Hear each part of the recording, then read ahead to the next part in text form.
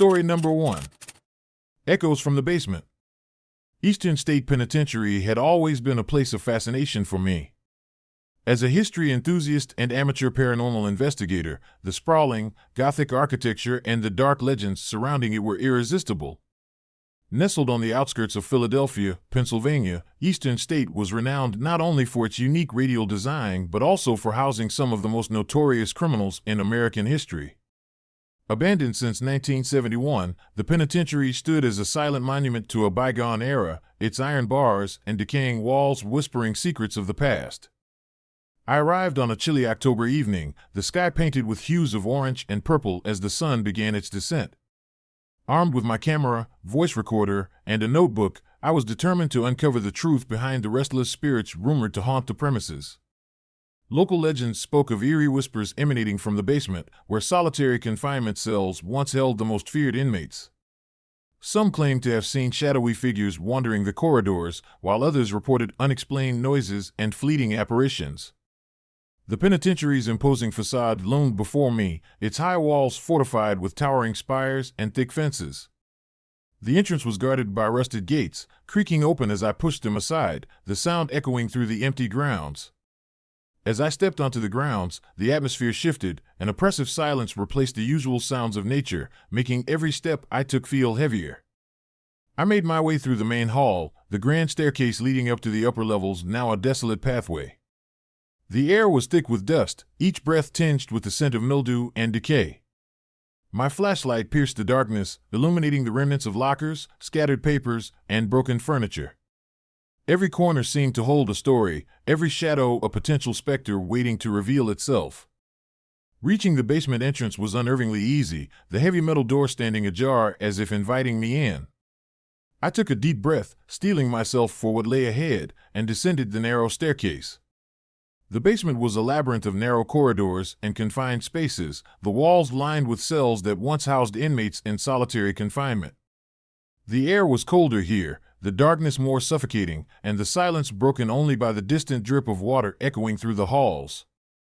As I navigated the maze-like structure, my camera captured the stark reality of the basement, dimly lit cells, barred windows, and remnants of personal belongings left behind by long-gone prisoners. It was in one of these cells that I first felt it, a chill that seemed to seep into my bones, the hairs on the back of my neck standing on end. I paused, listening intently, trying to discern the source of the unsettling sensation. That's when I heard it, a faint whisper, barely audible, yet unmistakably human. "Don't stay, don't let them find you." The voice was filled with desperation, echoing off the cold, stone walls. My heart raced as I strained to locate the direction of the sound, but the basement was an intricate maze, every turn identical to the last. Determined to document every anomaly, I followed the whispers, moving deeper into the basement. The voice grew louder, more urgent, guiding me towards a specific corridor. As I approached, the temperature dropped further, my breath visible in the frigid air. The corridor was narrow, the walls closing in on either side, creating an oppressive claustrophobia that made each step feel like a struggle. At the end of the corridor stood an old, solitary cell, its door heavily fortified and slightly ajar. The whispers were now clear, the voice belonging to a young woman pleading for help. "Please, don't let them take you." I felt a presence behind me, a chill running down my spine as I turned around to face the darkness. My flashlight flickered, and for a split second, I saw her, a ghostly figure of a woman dressed in old-fashioned clothing, her eyes hollow and filled with sorrow. She reached out a translucent hand, her fingers trembling as if trying to convey a silent message. My instincts screamed at me to run, but I was rooted to the spot, captivated by her sorrowful gaze. The room seemed to grow colder, the whispers intensifying into anguished cries. I fumbled with my camera, trying to capture the apparition, but her image remained elusive, slipping through my lens like smoke. Suddenly, the door to the cell slammed shut, the sound deafening in the confined space. Panic surged through me as I realized I was trapped, the oppressive darkness closing in around me. The whispers transformed into frantic pleas, the voices of unseen inmates begging for release. Shadows danced along the walls, contorting into grotesque shapes that seemed to reach out towards me, their presence suffocating. Desperate to escape, I banged on the door, my voice echoing through the basement. "Let me out! Please, let me out!" But the door remained solid, unyielding to my efforts. The ghostly woman floated closer, her presence now overwhelming, her sorrow palpable in the heavy air. "You must leave, before it's too late." Her voice was a haunting melody, a plea that resonated deep within me. Summoning every ounce of courage, I turned and began to back away, navigating the corridor with renewed determination. The whispers chased me, a relentless echo that spurred me onward. I knew I had to reach the staircase, to climb back to the surface and escape the basement's dark grip. My legs ached with exhaustion, my mind clouded with fear, but the thought of freedom fueled my desperate sprint. As I approached the staircase, the whispers grew louder, their intensity building into a cacophony of fear and despair. The ghostly woman reached out once more, her hand brushing against my shoulder, sending a jolt of terror through me. "Don't let them find you, they're coming."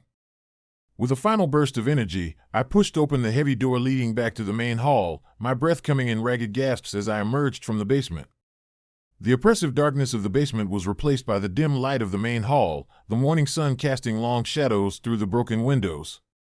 I stumbled towards the exit, my heart still pounding, the echoes of the whispers lingering in my ears.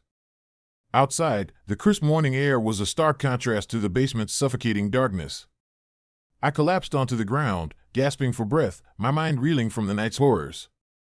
As I caught my breath, I glanced down at my camera, hoping to see some evidence of what had transpired.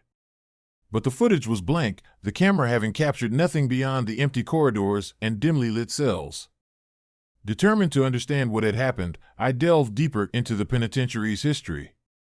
The stories of the basement's restless spirits were numerous, each account more harrowing than the last. It was said that during the harsh winters, prisoners were subjected to prolonged solitary confinement, the isolation driving some to madness.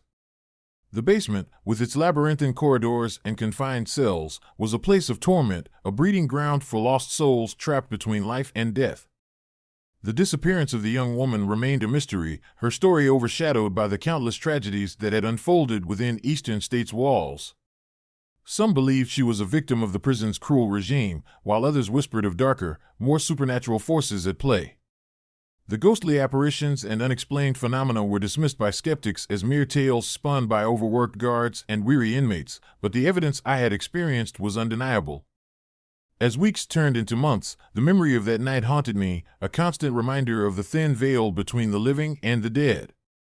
I continued my work, capturing stories of abandoned places and forgotten histories, but Eastern State Penitentiary held a special place in my heart, a place where the echoes of the past still lingered, whispering secrets to those who dared to listen. One evening, driven by a need for closure, I decided to return to the penitentiary. Armed with better equipment and a renewed sense of purpose, I ventured back into the decaying halls of Eastern State, determined to uncover the truth behind the restless spirits and the whispered pleas from the basement. The penitentiary welcomed me with its silent embrace, the oppressive atmosphere unchanged by my return. I made my way to the basement once more, the staircase now familiar but still foreboding. The air grew cold as I descended, the darkness enveloping me like a shroud. This time, I was prepared, equipped with multiple cameras, night vision gear, and a heightened awareness of my surroundings. The basement seemed unchanged, the corridors just as labyrinthine and the cells just as confined. But the energy here was different, charged with a palpable tension that made every step feel heavy with anticipation. As I navigated the maze-like structure, the whispers returned, softer this time, almost like a distant echo. "Help us, find peace." The voice was familiar, the sorrow in its tone unmistakable. I followed the whispers, my flashlight cutting through the darkness as I searched for the source. The ghostly woman appeared once more, her presence both haunting and sorrowful, her eyes pleading for understanding. "Why are you here?" I asked, my voice barely above a whisper, not wanting to startle her. She floated closer, her ethereal form shimmering in the dim light. "We're trapped, unable to move on. Please, help us find peace." Determined to assist the restless spirits, I began documenting her story, capturing every detail, every whisper, every fleeting shadow. The treehouse, the basement, the echoes of lost souls, all were pieces of a puzzle that needed to be put together to break the cycle of torment. Days turned into nights as I immersed myself in the history of Eastern State Penitentiary, uncovering accounts of the harsh conditions, the solitary confinement, and the tragedies that had unfolded within its walls. The stories were heartbreaking, a testament to the human spirit's fragility in the face of relentless oppression. But amidst the darkness, there was a glimmer of hope, a way to release the spirits from their eternal prison. Armed with this knowledge, I devised a plan to perform a ritual of remembrance and closure, hoping to offer the spirits the peace they desperately sought. The night of the ritual was cold and silent, the penitentiary's halls echoing with the weight of history. I returned to the basement, the ghostly woman awaiting me, her presence a beacon of sorrow and hope. As I began the ritual, chanting words of remembrance and offering tokens of peace, the air grew thick with energy. The whispers intensified, transforming into harmonious chants as the spirits converged around me, their forms shimmering with a soft, otherworldly light. The oppressive darkness lifted, replaced by a serene stillness that enveloped the basement. With one final incantation, I felt a surge of warmth, a sense of release that spread through the room, dispelling the shadows and calming the restless spirits. The ghostly woman smiled, her form becoming more defined before fading into the light, her eyes filled with gratitude and peace. The basement was silent once more, the heavy atmosphere lifted by the successful ritual. I knew that the spirits had found the closure they needed, their stories finally heard and honored. The treehouse, the basement, and the echoes of the past were no longer sources of fear, but symbols of resilience and remembrance. As I left Eastern State Penitentiary for the final time, the first light of dawn breaking through the windows, I felt a sense of accomplishment and peace. The penitentiary stood as a silent guardian of history, its dark legacy transformed by the power of compassion and understanding. Years later, I still return to Eastern State, not out of curiosity, but out of respect for the spirits that once roamed its halls. The whispers in the basement are now gentle echoes, reminders of the lives lost and the stories that have been set free. The treehouse stands as a testament to the enduring power of remembrance, a place where history and the supernatural intertwine to create a hauntingly beautiful legacy. And as I continue my work, capturing the forgotten tales of abandoned places, I carry the lessons learned from Eastern State Penitentiary, a reminder that some stories are best shared, their echoes preserved in the silent shadows of history, waiting for those brave enough to listen. Story number 2. Room 13.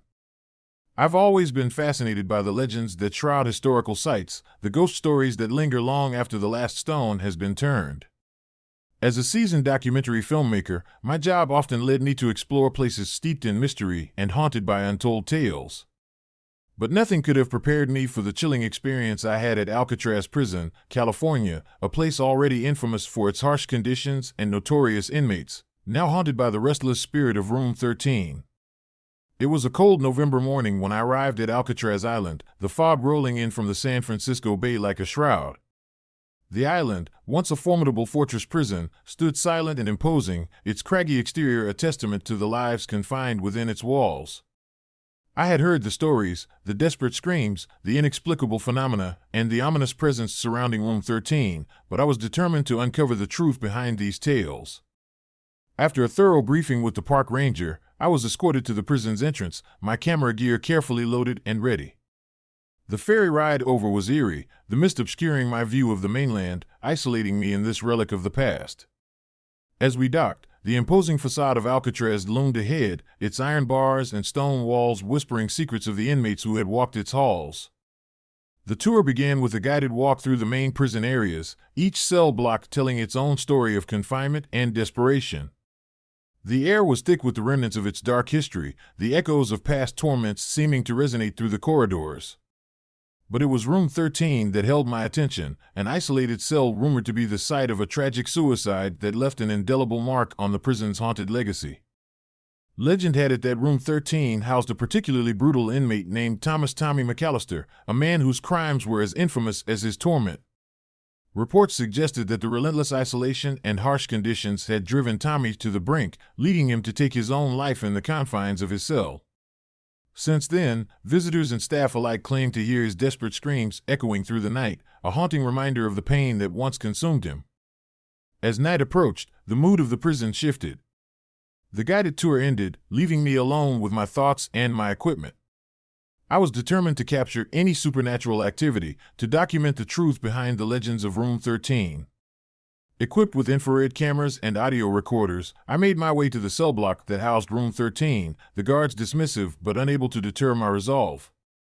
The corridor leading to Room 13 was narrow and dimly lit, the flickering fluorescent lights casting long shadows on the worn stone walls. Each step I took felt heavier, the oppressive atmosphere pressing in on me as if the walls themselves were closing in. I reached the door to room 13, a heavy metal door with a small barred window. My heart pounded in my chest as I placed my hand on the cold surface, feeling the weight of history pressing against my palm. I set up my equipment outside the cell, positioning the cameras to capture every angle and the audio recorders to pick up even the faintest sounds. Taking a deep breath, I pushed the door open, the hinges creaking ominously as it swung inward. The room was small, sparsely furnished with a single bunk bed, a metal toilet, and a sink. The air was thick with the scent of mildew and decay, the remnants of Tommy's presence lingering in the stale atmosphere. I began my observation, narrating my findings into the camera. "This is room 13, I whispered, my voice barely audible in the silent room. Thomas McAllister was held here, isolated from the rest of the prison. His suicide left a mark on this place, and many believe his spirit still haunts these walls." As midnight approached, the temperature in the room seemed to drop, the chill seeping into my bones despite the layers I wore. I adjusted my infrared camera, the night vision revealing ghostly apparitions and ethereal figures that seemed to flicker in and out of existence. My breath visible in the cold air, I sat in the corner of the cell, the only sound the soft hum of my equipment. It was then that I heard it, a faint whisper, barely audible, echoing through the room. "Don't leave me." The voice was filled with anguish, a desperate plea that sent shivers down my spine. I strained to listen, the words becoming clearer with each passing moment. "Don't leave me." I reached for my audio recorder, hoping to capture the voice for further analysis. As I played back the recording, the whispers grew louder, more insistent. "Don't leave me. Stay with me." The room seemed to grow colder, the shadows deepening as the night pressed in around me. Suddenly, the door to room 13 slammed shut, the sound deafening in the confined space. Panic surged through me as I scrambled to open it, but the door remained stubbornly locked from the outside. The whispers transformed into desperate cries, the voices of the past inmates blending with Tommy's anguished pleas. "Please, don't leave, we're trapped." I backed away from the door, the oppressive darkness closing in on all sides. The room felt alive, the walls pulsating with the collective sorrow and torment of those who had once been confined here. My heart raced as I realized I was not alone, the spirits of the past reaching out to me, their pain intertwining with my own fear. Desperate to escape, I tried to remain calm, focusing on the equipment around me. But the room seemed to have a mind of its own, the objects shifting and moving without explanation. My camera captured shadows dancing on the walls, shapes that defied logic and reason. The whispers turned into full-fledged screams, the voices of the tortured souls that had once been held captive in room 13. Summoning every ounce of courage, I grabbed my flashlight and shone it towards the source of the voices. The beam cut through the darkness, revealing the ghostly figure of Tommy McAllister himself. He stood at the far end of the cell, his eyes hollow and filled with sorrow, his presence both haunting and heartbreaking. "Don't leave me," he repeated, his voice echoing through the room like a mournful wail. I reached out, hoping to offer some form of comfort, but my hand passed through him like smoke. The realization hit me, Tommy and the other spirits were trapped, bound to this place by their own pain and suffering.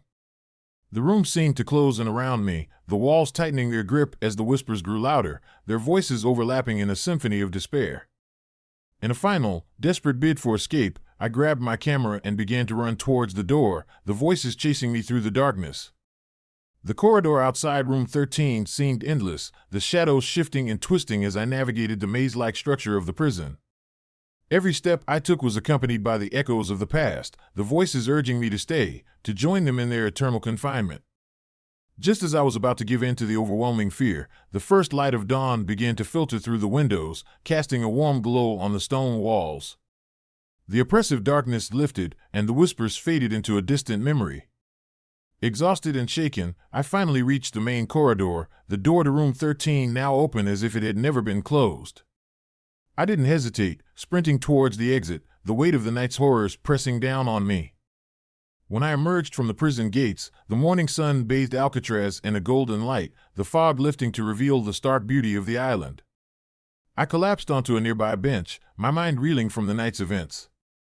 My equipment lay scattered around me, the recordings of the whispers and screams serving as chilling evidence of the supernatural presence within Room 13. In the days that followed, I reviewed the footage and audio recordings, each replay reinforcing the reality of what I had experienced. The ghostly apparitions, the desperate whispers, and the overwhelming sense of sorrow were undeniable proof of the spirits that still lingered within Alcatraz's walls. My documentary, titled Echoes of Alcatraz, became a haunting exploration of the penitentiary's dark legacy, shedding light on the stories of those who had been lost to the shadows. But the experience left a lasting impact on me, a reminder of the thin veil between our world and the spirits that dwell in forgotten places. The whispers of Room 13 continued to echo in my mind, a haunting reminder of the lives lost and the unresolved pain that still lingered within the prison's stone walls. I knew that some stories were meant to be heard, their echoes preserved in the silent shadows of history, waiting for someone brave enough to listen. And so, as I continued my work, capturing the untold stories of abandoned places, I carried with me the lessons learned from Alcatraz, respect for the past, empathy for the lost, and a deep understanding of the enduring power of sorrow and regret. Room 13 stood as a testament to the human spirit's fragility, a place where the echoes of the past continue to whisper through the corridors of time, forever bound to the restless souls that seek solace in the shadows. Story number 3. The Invisible Warden. I've always been drawn to places steeped in history, especially those with dark, untold stories. As a documentary filmmaker, uncovering the hidden truths of abandoned sites was my calling. So when I heard about the Missouri State Penitentiary, dubbed the bloodiest 47 acres in America, I knew I had to investigate. Its notorious past, marked by relentless violence and tragedy, made it the perfect subject for my next project. The penitentiary stood imposingly on the outskirts of Jefferson City, Missouri, its Gothic architecture a stark contrast against the overgrown weeds and shattered windows. Built in the mid-19th century, it was once a symbol of American penal ingenuity, designed to house the most dangerous criminals. But beneath its grand facade lay a history of brutality, riots, and countless lives lost within its walls. I arrived on a cloudy October afternoon, the sky a brooding gray that matched the somber mood surrounding the prison.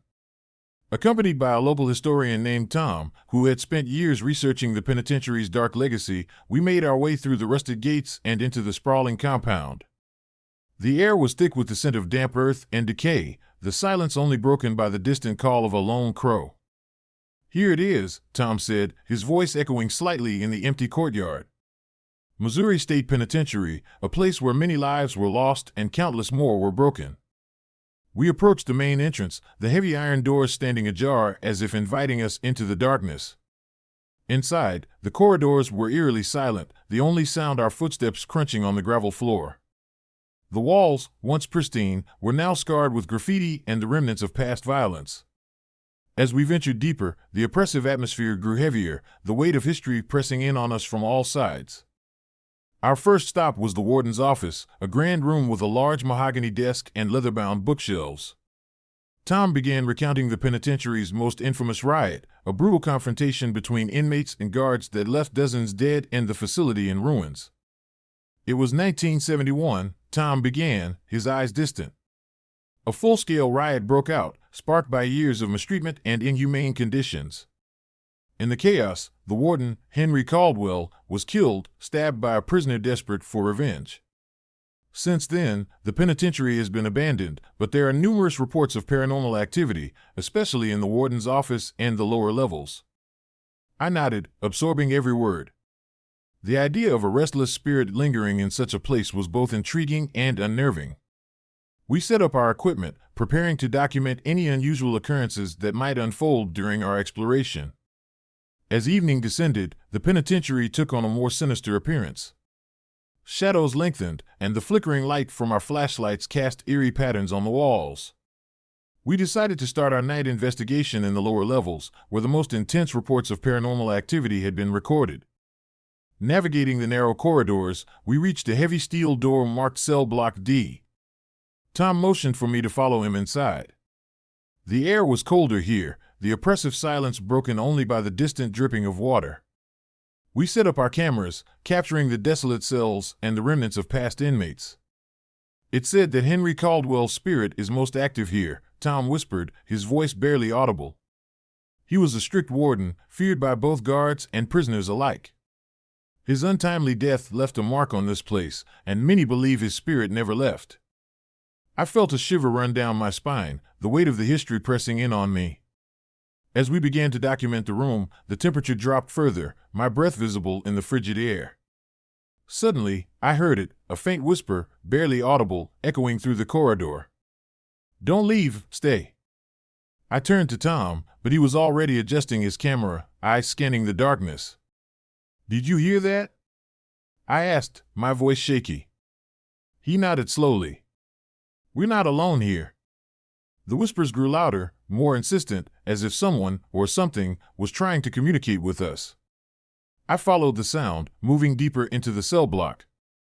The corridor seemed to stretch on endlessly, the oppressive atmosphere making it difficult to breathe.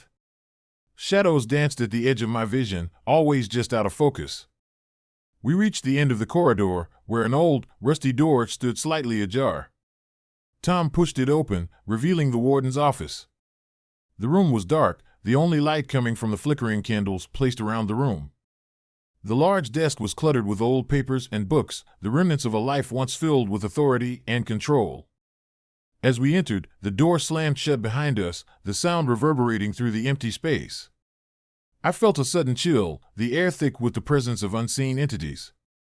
The candles flickered, casting long, wavering shadows across the room. It was then that I saw him, Henry Caldwell, or rather, his apparition, standing at the far end of the room. He was dressed in his old warden's uniform, the fabric worn and torn, his face stern and lifeless. His eyes, however, were filled with an intense sorrow, a silent plea that reached deep into my soul. I froze, unable to move, my camera capturing every moment. Leave now," his ghostly voice echoed, the sound hollow and distant. "Don't let them take you." I felt an invisible force pulling at me, a cold hand reaching out to grab my coat.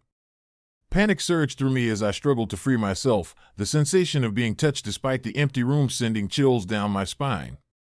Tom reached out, trying to pull me back, but the force held us both in place. "Stay, don't leave," Caldwell's spirit repeated, his voice filled with desperation and fear. I glanced at Tom, his face pale and eyes wide with terror. We were trapped, caught in the ghostly grip of a restless spirit unable to move on. The room seemed to close in around us, the walls pulsating with dark energy as the whispers turned into anguished cries. Summoning every ounce of courage, I forced my body to move, pulling myself free from the invisible grip. The room erupted into chaos, the candles blowing out as a gust of wind swept through the room, extinguishing the light. We were plunged into darkness, the oppressive atmosphere pressing in on us like a suffocating blanket. "Run!" I shouted, my voice breaking as fear overtook me. Tom didn't hesitate, sprinting towards the door as we fled back into the corridor. The whispers and cries of Caldwell's spirit chased us, echoing through the empty halls like the cries of a tortured soul. We ran blindly, our flashlights flickering as we navigated the labyrinthine structure of the penitentiary. Every step we took seemed to echo louder, the whispers growing more intense, more desperate. The walls closed in, the shadows dancing menacingly as we tried to find our way back to the entrance. Just as we reached the main corridor, a cold hand grasped my shoulder, pulling me back into the darkness.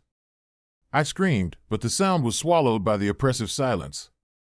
Tom grabbed my arm, pulling me free from the invisible grip, and we sprinted towards the exit, the whispers and cries of Caldwell's spirit fading behind us. Breathless and shaken, we burst through the heavy iron gates, the morning sun breaking through the fog and illuminating the penitentiary in a warm, golden light. We didn't stop running until we reached our vehicle, our hearts pounding and minds reeling from the night's horrors. As we drove away, the penitentiary loomed in the distance, its dark silhouette a stark contrast against the brightening sky.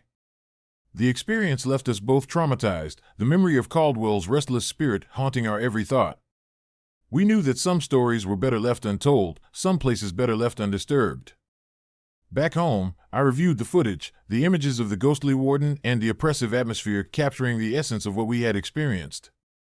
The audio recordings were no better, the whispers and cries of Caldwell's spirit creating a chilling soundtrack to our ordeal. The documentary, titled Echoes of Alcatraz, became a testament to the enduring power of history and the restless spirits that linger in forgotten places. But despite the professional success, the personal toll was undeniable. I found myself unable to shake the feeling of being watched, the whispers of Caldwell's spirit echoing in my mind long after the project was complete. Nights were the worst, the silence of my home now filled with the haunting echoes of a warden's despair. I sought solace in the company of friends and family, but the experience had changed me. The thin veil between the living and the dead had been torn, leaving me vulnerable to the whispers of restless spirits. The penitentiary, once a symbol of justice and order, had become a haunting reminder of the darkness that resides within us all. Years later, I still visit abandoned sites, driven by the same curiosity that led me to Alcatraz. But I approach each one with a newfound respect, aware of the lingering presence of those who once walked the halls before me. The story of Room 13 and the Invisible Warden serves as a cautionary tale, a reminder that some places hold secrets too dark to uncover, and some spirits too restless to find peace. And so, as I continue my work, capturing the forgotten stories of abandoned places, I carry with me the lessons learned from Alcatraz, the importance of respecting the past, the fragile boundary between life and death, and the enduring power of a restless spirit seeking closure. Room 13 remains a haunting memory, a silent echo of a warden's despair, forever etched into the annals of one of America's bloodiest penitentiaries. Story number 4. Hands Through the Bars. I've always been intrigued by places steeped in dark history, locations where the past refuses to stay buried and whispers of tragedy linger in the air. Old Montana Prison in Deer Lodge, Montana, with its grim reputation and haunted legacy, was a place that called to me. As a documentary filmmaker with a penchant for the paranormal, I knew that delving into the prison's haunted halls would be the perfect subject for my next project. Little did I know, the spirits that roamed those decaying corridors would leave an indelible mark on my soul. The journey to Old Montana Prison was uneventful, the landscape transitioning from the bustling outskirts of Deer Lodge to the desolate expanse surrounding the prison. Nestled amidst dense forests and rolling hills, the prison stood as a stark reminder of a bygone era. Built in the early 20th century, it housed some of Montana's most notorious criminals, its imposing stone walls and iron bars a testament to the harsh conditions endured by its inmates. Local legends painted a grim picture of the prison's history. The most infamous incident occurred in 1959, when a violent riot erupted, leaving dozens dead and the facility in ruins. The riot was fueled by years of mistreatment, overcrowding, and brutal conditions that drove the inmates to the brink of madness.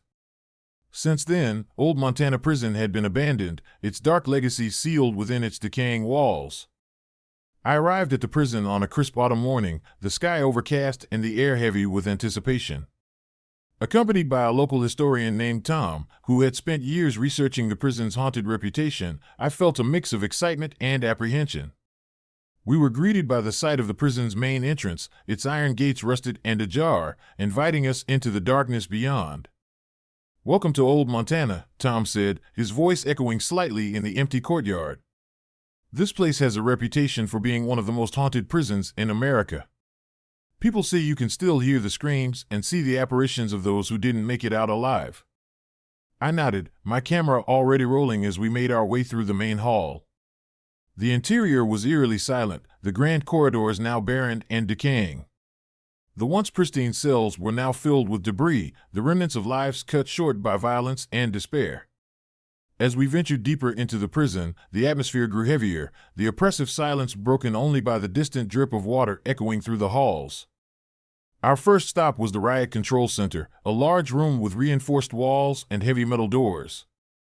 Tom began recounting the events of the 1959 riot, his voice filled with a mix of sorrow and anger. The conditions here were unbearable. Inmates were subjected to harsh punishments, and there was little hope for rehabilitation.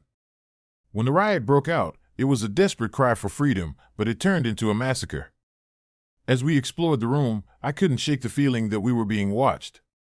The air was thick with the remnants of chaos, the walls still bearing the scars of the violent uprising. My camera captured every detail, the shattered glass, the broken furniture, the lingering sense of fear that seemed to permeate the very air we breathed. We moved on to the solitary confinement wing, a series of small, cramped cells designed to isolate inmates for extended periods. Tom explained, solitary was the worst punishment they had. It broke men's spirits, drove them to madness. It's no wonder so many didn't survive their time here. As we entered one of the cells, I felt a sudden drop in temperature, the air growing cold and uninviting. My flashlight beam cut through the darkness, revealing the sparse furnishings, a metal bed, a small toilet, and a sink. But what struck me most was the sense of despair that seemed to linger, the oppressive weight of isolation pressing in on us from all sides. It said that the spirits of those who endured solitary here still haunt these halls, Tom whispered, his eyes scanning the room. You can feel their presence, hear their cries for freedom. I set up my audio recorder, hoping to capture any paranormal activity that might occur. As the night wore on, the atmosphere grew tense, the silence of the prison amplifying every sound.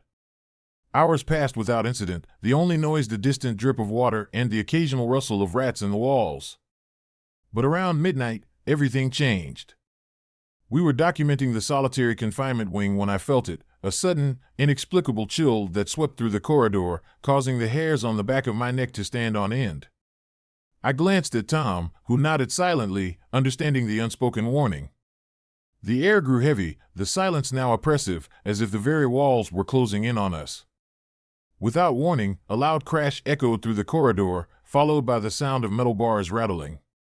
My camera captured the scene as the lights flickered and dimmed, the darkness pressing in from all sides. We stood frozen, the only source of light to beam from my flashlight, cutting through the shadows. "Did you hear that?" I asked, my voice barely above a whisper. Tom nodded, his face pale. "Something's here. Be careful." Suddenly, I heard it, the unmistakable sound of footsteps approaching, slow and deliberate, echoing through the empty corridor. The hairs on my arm stood on end as I turned to face the source of the sound, my flashlight beam darting through the darkness. But there was no one there, only the oppressive silence and the lingering sense of fear that had taken hold of us. But then, as if materializing from the shadows, a figure appeared at the far end of the corridor, a man dressed in a torn prison uniform, his face contorted in anguish and rage. His eyes were hollow, devoid of life, and his mouth twisted into a silent scream that echoed through the corridor. I felt an invisible force pulling at my coat, the sensation of a cold, clammy hand gripping my shoulder. I turned to see an invisible presence trying to pull me back, towards the darkness and despair that seemed to permeate the very walls of old Montana prison. "No!" I shouted, struggling against the unseen force, but it was no use. The figure of the man continued to approach, his movements slow and deliberate, the air around us growing colder with each step. Tom grabbed my arm, pulling me away from the approaching apparition. "We need to leave now," he said urgently, his voice filled with fear. "This place isn't safe." I nodded, my heart pounding in my chest as we began to retreat down the corridor, the sound of footsteps and the echoing screams growing louder behind us. The oppressive atmosphere pressed in on us, making it difficult to breathe, the darkness swallowing us as we raced through the prison's decaying halls. As we reached the main entrance, the doors swung open on their own, revealing the first light of dawn breaking through the clouds. We didn't hesitate, sprinting out of the prison and into the safety of the morning light, the horrors of old Montana prison still echoing in our minds. But the nightmare wasn't over. A year later, I still couldn't shake the memories of that night, the feeling of invisible hands pulling at my coat, the hollow eyes staring back at me from the darkness. I returned to old Montana prison with a new team, determined to document the truth behind the haunted halls and restless spirits.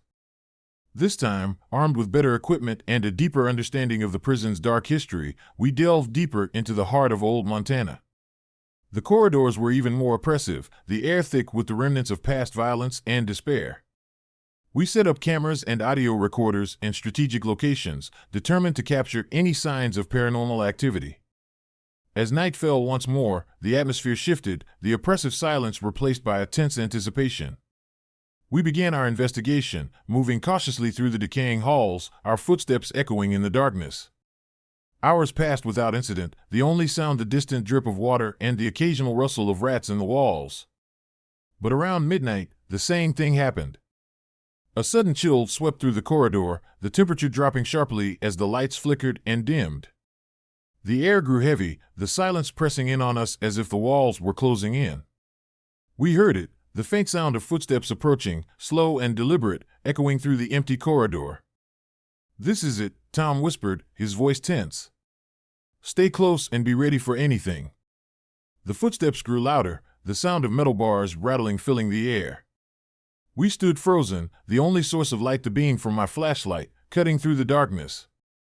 And then, just as before, the apparition appeared, a man in a torn prison uniform, his face twisted in anguish and rage, his hollow eyes staring directly at us. But this time, there was something different, something more intense.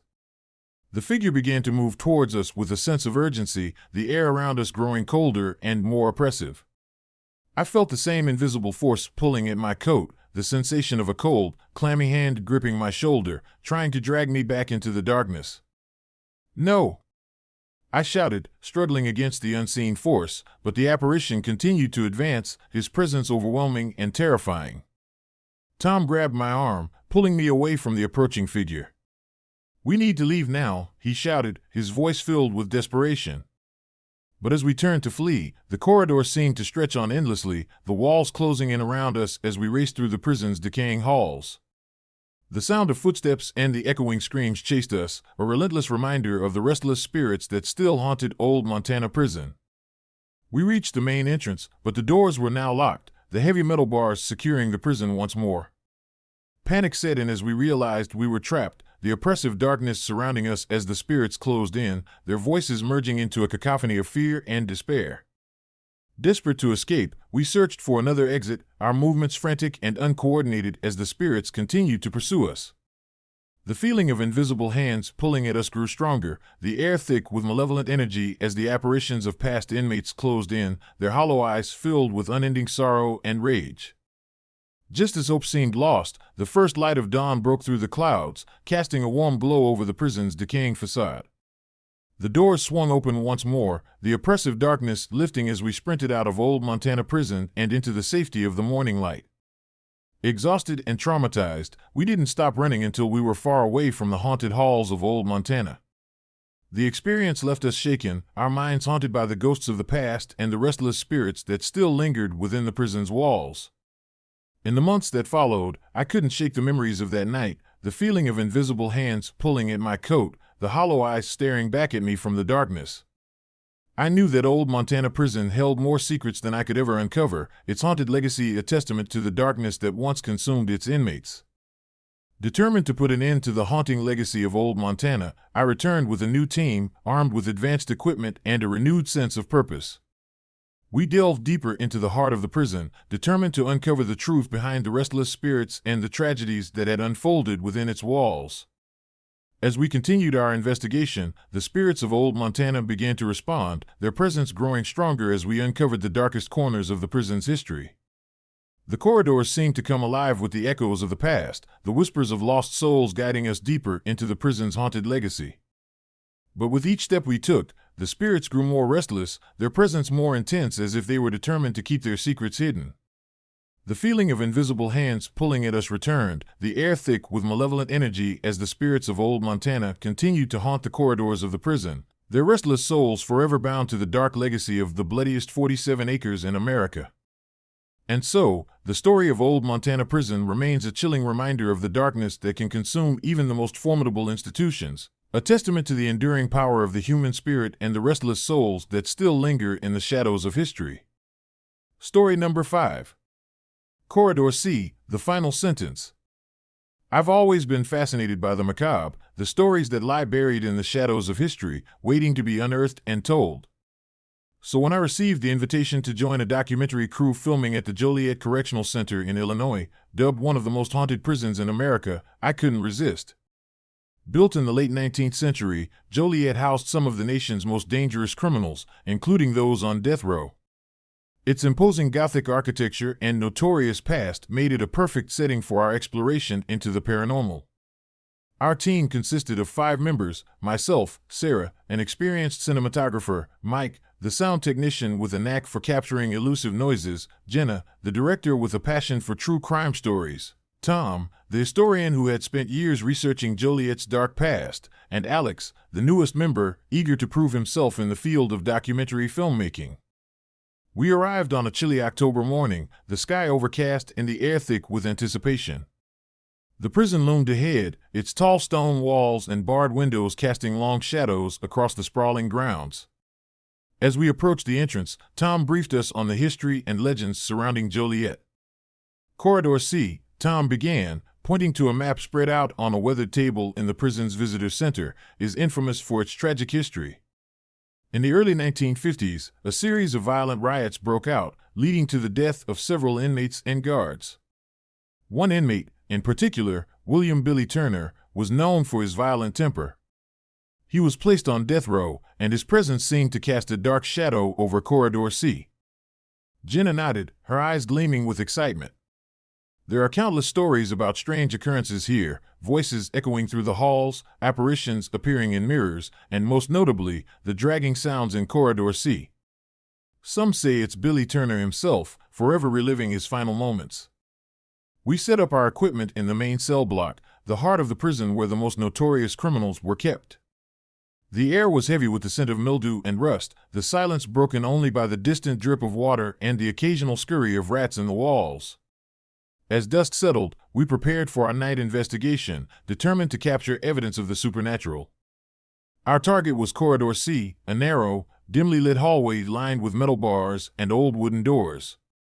According to Tom, this was where Billy Turner spent his last days, his cell becoming a hotspot for paranormal activity.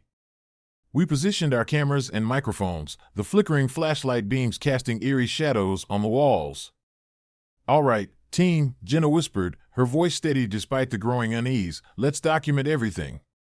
We need to be thorough and respectful."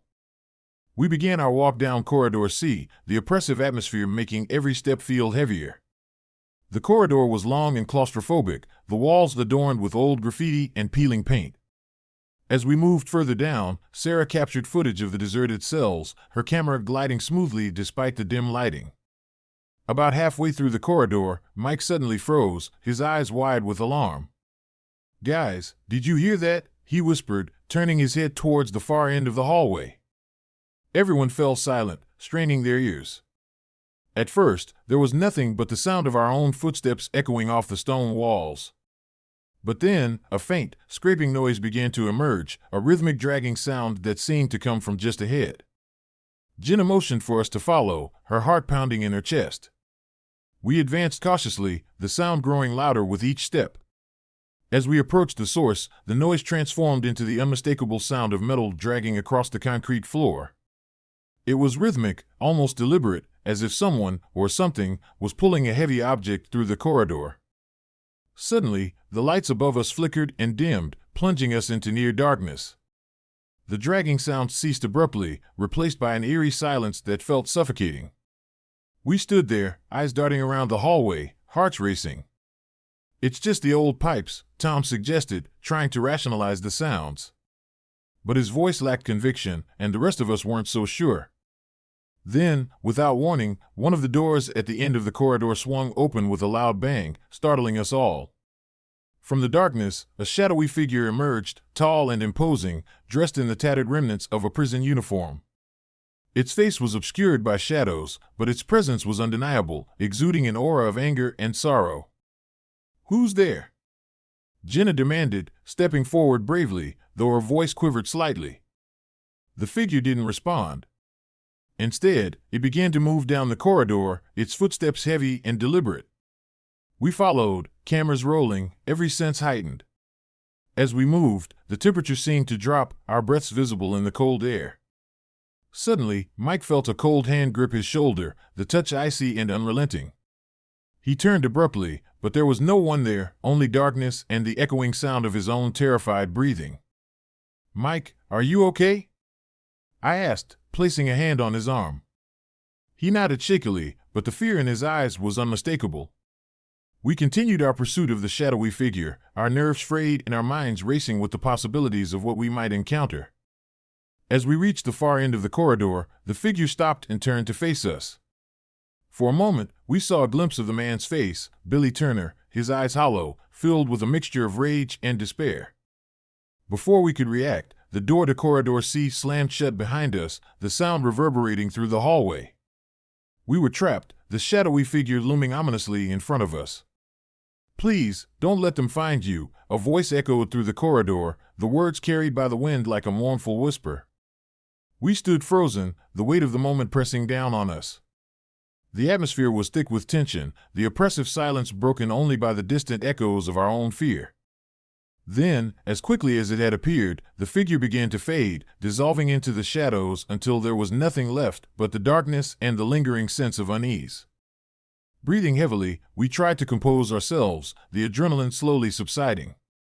Tom approached the door, attempting to open it, but it remained firmly shut, the lock unyielding. "We need to find another way out," Jenna said, her voice steady despite the chaos we'd just experienced.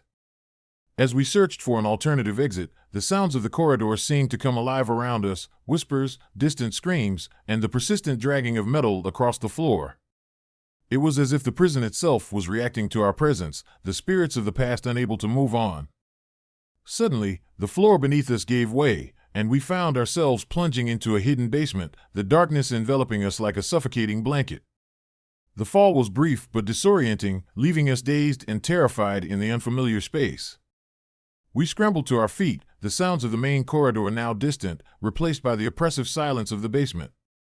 The air was thick with the scent of damp earth and rusted metal, the only light coming from the beams of our flashlights. "Where are we?" Sarah whispered, her voice trembling. Tom examined the surroundings, his eyes scanning the basement for any signs of an exit. "It looks like this area wasn't part of the original design," he said, his voice barely above a whisper. "There must be hidden passages or old maintenance tunnels that led here." As we explored the basement, the sense of being watched never left us. Shadows danced on the walls, and the whispers returned, now louder and more insistent. The dragging sounds echoed through the corridors, a constant reminder of the spirits that still lingered within the prison's walls. Hours seemed to pass as we searched for a way out, the darkness pressing in on us from all sides. Just when hope seemed lost, we stumbled upon a narrow tunnel, partially hidden behind a stack of old crates. With no other options, we squeezed through the tight passage, emerging into a forgotten wing of the prison. The corridor was old and neglected, the walls covered in peeling paint and broken fixtures. As we made our way down the hallway, the oppressive atmosphere began to lift, the whispers fading into the distance. Finally, we reached a set of heavy doors, the exit we had been searching for. But as we approached, the doors began to slam shut, one after the other, trapping us inside. Panic surged through us as we tried to open them, but they remained firmly locked, the sound of the slamming doors echoing through the empty corridor. "We're trapped," Mike said, his voice barely audible. Desperation set in as we realized there was no easy way out. The spirits of Joliet Correctional Center had us in their grip, the restless souls of the past unable to let us leave. The whispers and screams returned, filling the corridor with a cacophony of fear and despair. Jenna stepped forward, her eyes filled with determination. "We need to find a way to communicate with them," she said, her voice steady despite the chaos around us. "Maybe if we understand what they want, we can help them move on." Tom nodded, pulling out his notebook filled with research and notes. "According to the records, many of these spirits are trapped by their unresolved pain and unfinished business," he explained. "If we can help them find peace, we might be able to break the curse that binds them to this place." We began to speak softly, our voices blending with the haunting echoes. Story number 6. Faces in the Walls. I've always been drawn to places where history and mystery intertwine, where the echoes of the past linger in the shadows, whispering secrets to those who dare to listen. Brushy Mountain State Penitentiary in Tennessee was one such place, a sprawling, isolated fortress nestled in a remote valley, once home to the state's most dangerous criminals. Its grim reputation and haunted legacy made it a perfect subject for my latest documentary project, uncovering the supernatural phenomena that plagued its deserted halls. The penitentiary stood imposingly against the backdrop of dense forests and rolling hills, its stone walls weathered by decades of neglect and the unforgiving elements. Built in the late 19th century, Brushy Mountain was designed to house Tennessee's most notorious inmates, its labyrinthine layout a testament to the era's architectural ingenuity. But behind its formidable facade lay a darker history, stories of brutality, despair, and restless spirits that refused to find peace. I arrived at Brushy Mountain on a crisp autumn morning, the air tinged with the scent of pine and damp earth. Accompanied by my crew, Sarah, our seasoned cinematographer, Mike, the sound technician with a knack for capturing elusive noises, Jenna, the director with a passion for true crime, and Tom, A local historian who had spent years researching the penitentiary's haunted reputation, we were ready to delve into the heart of the prison's supernatural legacy. Our first stop was the main entrance, a massive iron gate rusted and overgrown with ivy, standing as a silent sentinel guarding the secrets within. As we pushed the heavy doors open, a chill ran down my spine, the oppressive silence enveloping us like a shroud. The interior was a stark contrast to the bustling facility it once was, now reduced to empty corridors and decaying cells. Brushy Mountain was notorious not just for its inmates, but for the brutal conditions they endured, Tom began, his voice echoing through the empty hall. Overcrowding, harsh punishments, and a lack of proper sanitation made life here a living nightmare. It's no wonder so many lives were lost or broken beyond repair. We made our way to the former dining hall, a large room with long, empty tables and benches, the walls adorned with peeling paint and remnants of past meals. It was here that visitors had reported seeing eerie faces appear on the walls, their hollow eyes staring out from the cracks and crevices as if watching our every move. As night fell, we decided to conduct our investigation in the dining hall, hoping to capture evidence of the reported phenomena. Armed with our cameras, microphones, and night vision equipment, we settled in, the only sounds the distant hoot of an owl and the rustling of leaves outside the windows. The room was bathed in darkness, the only light coming from the faint glow of our equipment. I began narrating our findings, describing the history of the penitentiary and the haunting legends that surrounded it. Brushy Mountain has long been rumored to be haunted by the spirits of those who never left, I said, my voice steady despite the growing unease. Visitors have reported seeing faces on the walls, hearing disembodied whispers, and even feeling the presence of unseen entities. As we reviewed our footage, Sarah noticed something unusual, a faint, shadowy figure standing near one of the tables. "Guys, look at this," she called out, zooming in on the screen. There, barely visible, was the outline of a man in a prison uniform, his face obscured by shadows. He seemed to be staring directly at us, his presence both unsettling and inexplicable. "Did you see that?" I asked, leaning closer to the screen. The figure flickered, almost as if he was fading in and out of existence. We played the footage again, the eerie silence broken only by the occasional creak of the building settling. "That's not possible," Mike said, his brow furrowed. "There's nobody else here." But deep down, I knew we were witnessing something beyond our understanding, a glimpse into the restless souls that still haunted Brushy Mountain, their stories forever etched into the very walls of the prison. Determined to uncover more, we continued our investigation, moving through the corridors with a mix of curiosity and trepidation. The night grew colder, the temperature dropping as if the building itself was reacting to our presence. Every creak of the floorboards, every gust of wind through the broken windows heightened our senses, making us acutely aware of the oppressive atmosphere surrounding us. We reached the basement, a place where the darkest secrets of Brushy Mountain were said to reside. The air was thick with the scent of dampness and decay, the sound of dripping water echoing through the narrow hallways. As we ventured deeper, the whispers we'd heard earlier seemed to grow louder, their words unintelligible but filled with despair and anger. Suddenly, a loud crash reverberated through the basement, followed by the sound of metal scraping against stone. My heart raced as I grabbed my flashlight, the beam cutting through the darkness. We followed the noise, our footsteps echoing in the confined space, until we reached a small room at the end of the hallway. Inside, the room was cluttered with old tools and broken equipment, remnants of the prison's operational days. But what caught our attention was the large, cracked mirror hanging on the far wall. As we approached, the temperature in the room plummeted, our breath visible in the frigid air. "That's where they say the faces appear," Tom explained, his voice barely above a whisper. "The mirror is said to be a gateway, a place where the spirits can see into our world." I stepped closer, peering into the mirror. At first, I saw nothing but my reflection, the distorted image warped by the cracks in the glass. But then, slowly, the surface began to ripple, and a pale, ghostly face emerged from the darkness, staring back at me with hollow eyes. "Don't leave us," the figure whispered, the voice echoing off the walls. "Stay with us." I recoiled, stumbling back from the mirror, my heart pounding in my chest. The whispers intensified, surrounding us with their mournful pleas. The room seemed to close in on us, the walls pulsating with a dark energy that threatened to consume us.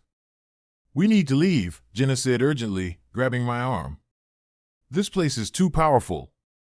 But as we turned to leave, the door slammed shut on its own, the sound deafening in the confined space. Panic surged through us as we tried to open the door, but it remained firmly locked, the whispers growing louder and more insistent. Mike began to speak, his voice trembling. "There's something here, something that doesn't want us to leave." Suddenly, the temperature in the room dropped even further, and the whispers transformed into anguished screams, the voices of lost souls trapped within the walls of Brushy Mountain, unable to find peace. Shadows danced across the walls, the ghostly faces now multiply, surrounding us with their sorrow and rage. In a desperate bid for escape, I grabbed my camera, trying to document the unfolding nightmare, but the lens fogged up, the image distorted by the dark energy. The ghostly figures moved closer, their faces contorted in pain and anger, their eyes burning with an otherworldly fire. "Leave now, before it's too late," the voices cried out, their desperation echoing through the room. The walls seemed to pulsate with a malevolent force, the oppressive energy making it difficult to breathe, to think, to act. Summoning every ounce of courage, I forced myself to remain calm, trying to focus on finding a way out of the room. I scanned the surroundings, searching for any signs of weakness in the walls or hidden passages that might offer us a chance to escape. But the darkness was relentless, the spirits closing in around us, their whispers now a cacophony of fear and despair. Then, just as all hope seemed lost, the door to the room began to creak open, the sound a faint glimmer of hope in the midst of the chaos. We didn't hesitate, racing towards the door as the spirits intensified their efforts to keep us trapped. The whispers turned into screams of rage, the shadows reaching out to claw at us, desperate to drag us back into their eternal torment. With a final burst of energy, we forced the door open, stumbling out into the hallway, gasping for breath as the oppressive darkness lifted behind us. The corridors of Brushy Mountain seemed to stretch on endlessly, the whispers and screams now fading into the distance as we made our way towards the exit. As dawn broke, the first rays of sunlight pierced through the broken windows, casting a warm glow on the decaying walls of the prison. We emerged from Brushy Mountain, the horrors of the night still fresh in our minds, our hearts heavy with the weight of the spirits we had encountered. But the nightmare wasn't over. A week after our harrowing experience, I received an anonymous package in the mail. Inside was a single, weathered photograph of the dining hall at Brushy Mountain, the image grainy and blurred, but unmistakably the same room where we had faced the restless spirits. At the bottom of the photo was a handwritten note. "Don't let them forget." I felt a chill run down my spine as I stared at the photograph, the words echoing the desperate pleas we had heard that night. I knew then that Brushy Mountain's haunted legacy was far from over, that the spirits we had encountered were still bound to the prison, their sorrow and rage forever etched into the very walls that once confined them. Determined to uncover the full extent of the penitentiary's dark history, I returned to Brushy Mountain with a renewed sense of purpose. This time, I was accompanied by a team of paranormal experts, armed with advanced equipment and a deeper understanding of the supernatural forces at play. Together, we delved deeper into the heart of the prison, uncovering layers of history and tragedy that had long been forgotten. As we explored the deeper levels of Brushy Mountain, we uncovered evidence of the 1959 riot, a series of violent confrontations that had left the prison in ruins and the spirits of those who had perished forever trapped within its walls. The air grew thick with the remnants of their anguish, the whispers and screams now a constant presence that haunted our every step. In one of the collapsed sections of the dining hall, we discovered a hidden room, a place where the most brutal acts of violence had taken place during the riot.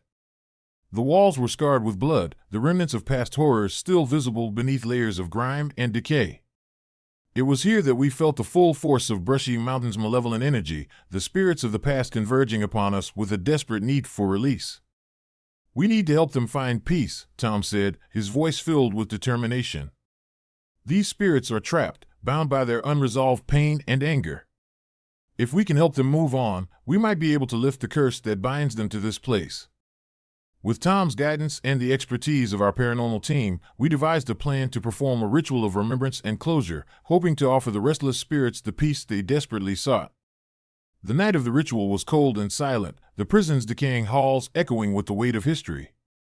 We gathered in the hidden room, the air thick with anticipation and fear, our voices blending with the whispers of the past. As we began the ritual, chanting words of remembrance and offering tokens of remembrance, the room seemed to come alive with a swirling vortex of energy. The spirits of Brushy Mountain converged around us, their presence both terrifying and heartbreaking, their sorrow and rage intertwining with our own emotions. The air crackled with supernatural energy as the spirits began to respond, their voices blending into a harmonious chorus of gratitude and relief. The oppressive darkness lifted, replaced by a serene stillness that enveloped the room. The walls, once scarred with the horrors of the past, now seemed to glow with a soft, ethereal light, the spirits finding the closure they had long been denied. With one final incantation, the vortex of energy dissipated, the spirits of Brushy Mountain finally finding peace as the curse that had bound them to the prison was lifted. The room was silent, the oppressive atmosphere replaced by a sense of calm and reverence. We stood there, overwhelmed by the magnitude of what we had accomplished, knowing that we had made a difference in the lives of those who had suffered so much within these walls. As dawn broke, the first light of day pierced through the broken windows, illuminating the hidden room in a warm, golden glow. We knew that Brushy Mountain's haunted legacy had been transformed by our actions, the restless spirits now at peace, their stories finally heard and honored. Leaving Brushy Mountain that morning, I felt a profound sense of accomplishment and peace. The memories of the past no longer haunting my every step, but serving as a reminder of the importance of compassion and understanding in the face of darkness. The penitentiary stood silent once more, its dark legacy forever changed by the efforts of those who dared to uncover the truth and offer solace to the lost souls that had once roamed its halls. Years later, I still reflect on our experience at Brushy Mountain, the lessons learned from the restless spirits and the power of empathy in the face of tragedy. The story of our documentary, Faces in the Walls, became a testament to the enduring power of history and the spirits that linger within forgotten places. It serves as a reminder that some stories are meant to be heard, their echoes preserved in the silent shadows of history, waiting for those brave enough to listen. And so, as I continue my work, capturing the forgotten tales of abandoned places, I carry with me the memories of Brushy Mountain State Penitentiary, a place where the past and the present intertwine. Where the faces in the walls no longer haunt the halls but rest in peace, their stories finally told and honored by those who dared to uncover their truths.